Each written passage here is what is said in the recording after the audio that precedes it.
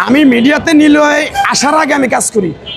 সামাজিক মাধ্যমে সম্প্রতি ভাইরাল হওয়া কে রাগ করলা ডায়ালগটির মূল প্রবক্তা হলেন ইমান আলী। অভিনয় করার সময় তাঁর বলা এই সংলাপটি এবং চোখের ইশারা দর্শক মহলে দারুণ জনপ্রিয়তা পায়।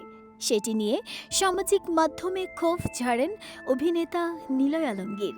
দুদিন পরপর এরা এক একজন অযোগ্য লোকের কথা ভাইরাল করে আর তাদের নিয়ে কিছুদিন চলে রিলস, টিকটক তামাশা।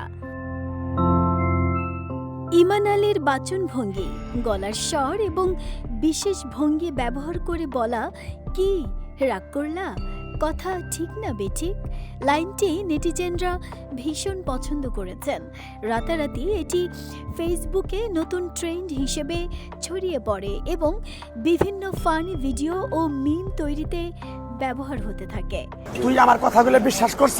জি। রাগ করলি না। ভাইরাল হওয়া কবিরাজ ইমান আলী আদতে একজন পেশাদার অভিনেতা। সামাজিক মাধ্যমে তাঁকে নিয়ে অভিনেতা নিলয় আলমগীর কটূক্তি করার পর এর কড়া জবাব দেন ইমান আলী। এক ভিডিও বার্তায় তিনি নিলয়কে নিকৃষ্ট আখ্যা দিয়ে নিজের অবস্থানের পাশাপাশি পেশাগত পরিচয়ও তুলে ধরেন। নিলয়ের মন্তব্যের জেরে ক্ষুব্ধ হন ইমান আলী।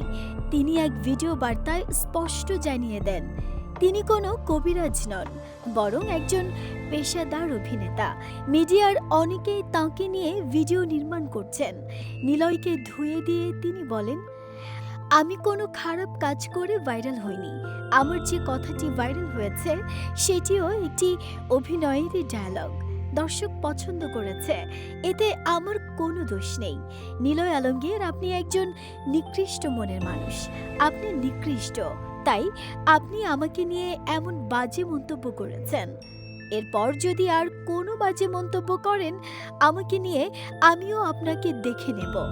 আমি কোনো কবিরাজ নই, আমার পরিচয় আপনারই মতো একজন অভিনেতা।